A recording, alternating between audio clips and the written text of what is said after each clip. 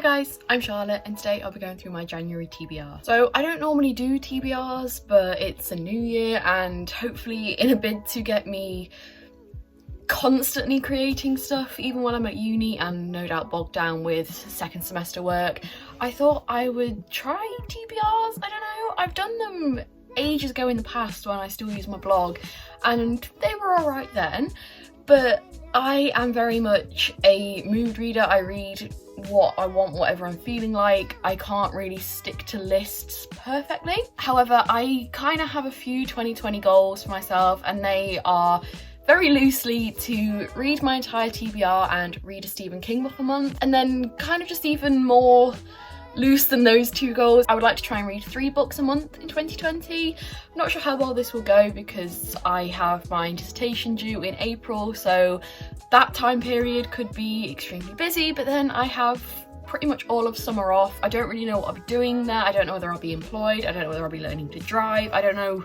what I'll be doing. I could potentially have a lot of time from May until September, so hopefully I can bump up that end of year reading goal a bit in those months, but very tentatively 3 books a month, with the exception of January, because I actually need to finish reading Great Goddesses by Nikita Gill. I started this in December and I haven't finished it.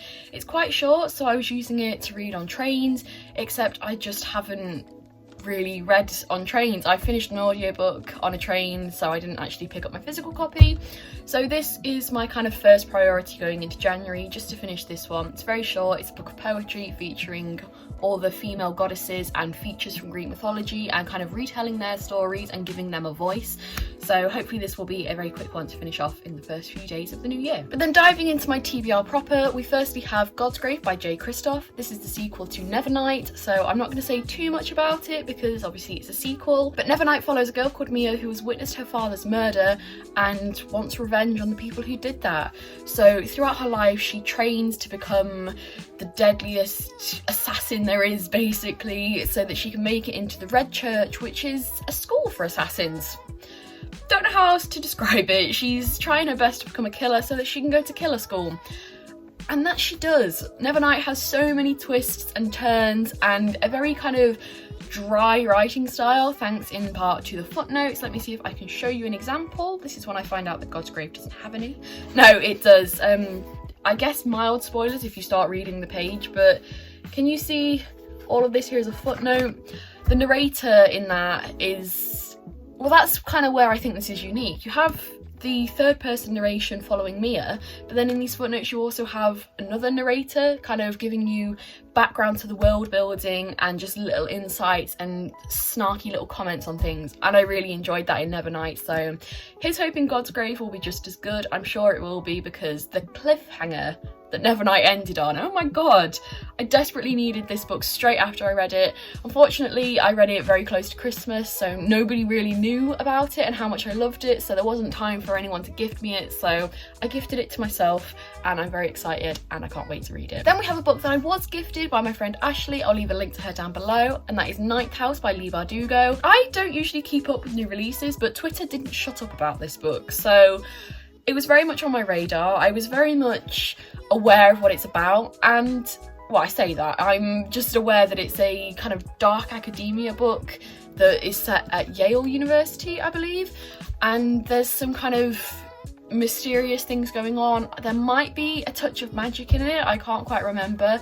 I just know that everyone was kind of up in arms about how disgusting it was and how much like abuse and trauma and just generally not good stuff is in this book, so that's kind of why I want to read it. People were kicking off that there's a scene where one character is forced to eat their own feces, and I'm just like, under what circumstance does that ever happen? I want to know the story behind that. Like, just what the fuck? Like, yeah.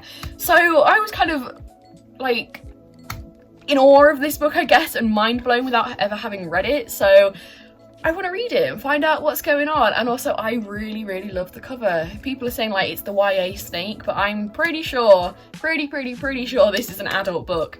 But yeah, it's gorgeous and I can't wait to dive into it to find out what all the fuss is about. And then finally, I said I want to try and read a Stephen King book a month, so I would like to read The Gunslinger. This is book 1 in the Dark Tower series, and I picked this one because like well, I'll be honest, it's because it's short. I was going to say because if I start this and then I read a King book a month, I can finish the Dark Tower series in 7 months.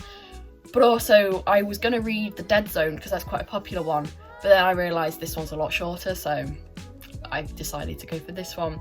And also because I have wanted to read this one for ages, and I'm probably a bit more interested in this one than the Dead Zone, mostly because this one is a little bit fantasy, and I haven't ever really read any Stephen King fantasy. I've read the companion to the Dark Tower series, The Wind Through the Keyhole, and I really did like that. However, because it is a companion to the Dark Tower series, I'd like to know a bit more context so that eventually I can reread that one and just understand it a bit more. So yeah, this, I don't really know how to explain it other than you have the gunslinger, Roland, who is trying to find the Dark Tower.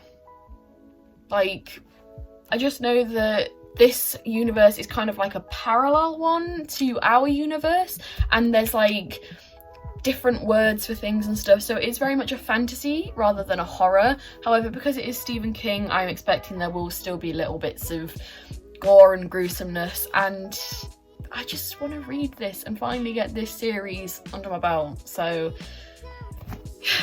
there is my little January TBR with a bonus book that I just need to finish. I'm hoping I can get through this. I don't go back to uni until like the 20th. I do have a deadline before that, and then a few days of work, and then I really should be doing some more dissertation work. So I have stuff to be doing, but classes don't officially start until like the week of the 20th, so fingers crossed.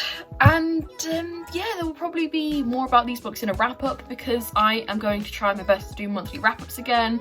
I do like doing those, I like sharing my thoughts, and 2020 is a fresh, clean slate. And also I can see this ring in my glasses. It's not a ring light, believe it or not, it's a mirror. I got an illuminated mirror for Christmas, and I'm testing it out because the lighting in my house at uni is awful. So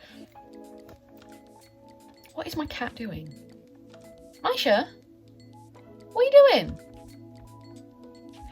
Anyway, as I was saying, I've got this mirror to do my makeup in because the lighting in my flat at uni is horrific, but I just thought, could I use this as a ring light? And I think yes, because like I like this lighting, but because I obviously wear glasses, you can see this, which is kind of annoying, so I'll see how I get on with that.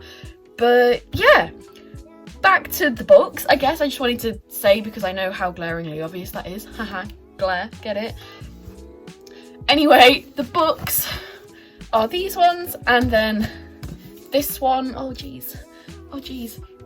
So yeah, please let me know if you have read any of these. Let me know your thoughts. Let me know what you would like to read in January. Let me know any reading goals that you might have. Do you want to read a set number of books a month? Is there an author you want to try out in the new year?